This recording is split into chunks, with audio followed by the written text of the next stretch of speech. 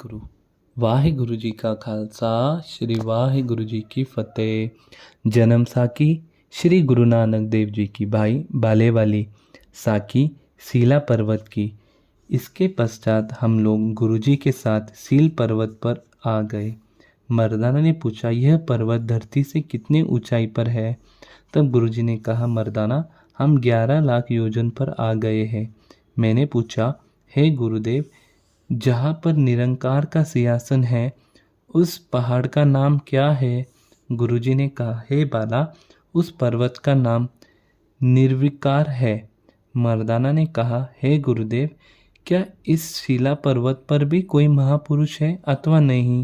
गुरुजी ने फरमाया कि इस स्थान पर कोई भी महापुरुष नहीं है। तब मर्दाना ने कहा, हमें भूख लग रही है। गुरुजी ने संकेत करके कहा कि वह जो सामने पहाड़ नज़र आता है उस पर फल पके हुए हैं, वहाँ जाकर खा लो और कुछ तोड़ कर भी ले आना। मर्दाना वहाँ जा पहुँचा और फल खाने लगा। स्वाद फल थे।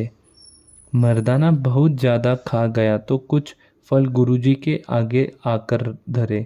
गुरुजी ने मुझे कहा, खाओ। हमने कहा कि आप भी खाओ। गुरुजी ने मर्दाना को कहा कि और ले लो। मर्दाना ने कहा, मेरा तो पेट भरा हुआ है। फिर कहा, हे गुरुदेव, यह अमृत फल व्यर्थ ही जाते होंगे क्योंकि यहाँ कोई खाने वाला नहीं।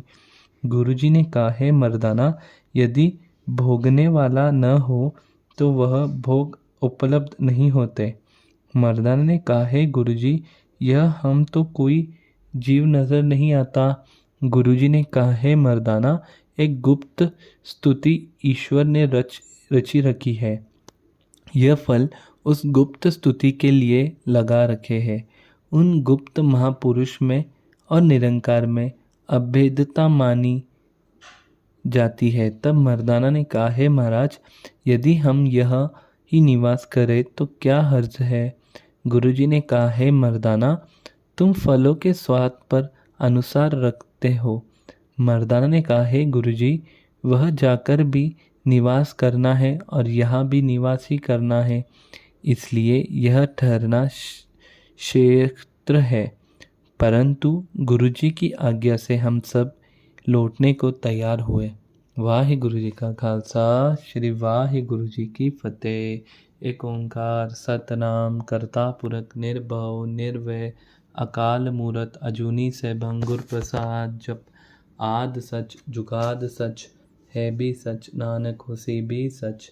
एक ओंकार सतनाम करता पुरख निर्भव निर्वय अकाल मूरत अजूनी से भंगुर प्रसाद। जप आद सच जुगाद सच है भी सच, नानक होसी भी सच।